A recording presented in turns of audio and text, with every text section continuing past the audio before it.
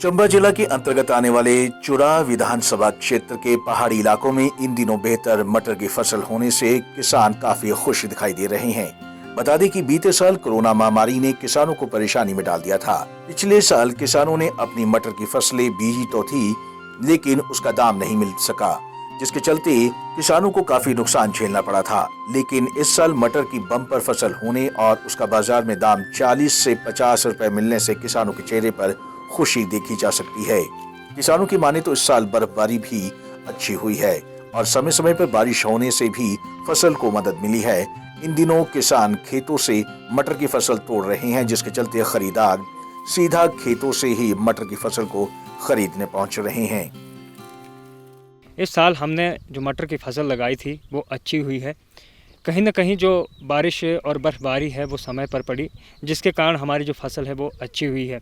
अब हमने खेतों से मटर निकालने भी शुरू कर दिए हैं और अब हम इसे मार्केट में ले जाकर बेचने वाले हैं।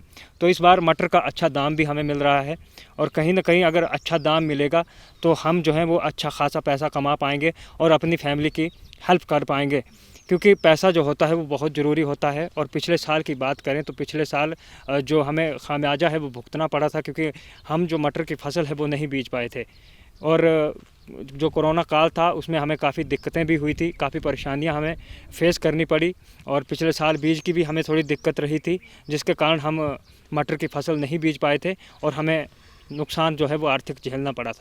इस बार जो मटर हुए बहुत अच्छे हुए, क्योंकि पिछले साल लॉकडाउन की वजह से हमारे कोई मुनाफा नहीं हुआ। इस बार अच्छे मटर हुए, लेकिन इसकी वजह से हम पैसे ठीक ठाक कमा सकते हैं। हमारे को काफ़ी खुशी हुई, बारिश भी अच्छी हुई है, इससे हमारा परिवार चलता है और सभी किसान जो है जितने भी है खुश हैं।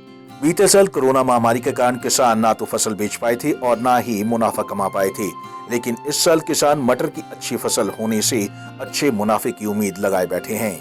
पंजाब केसरी टीवी के लिए चंबा से मंजूर पठान की रिपोर्ट।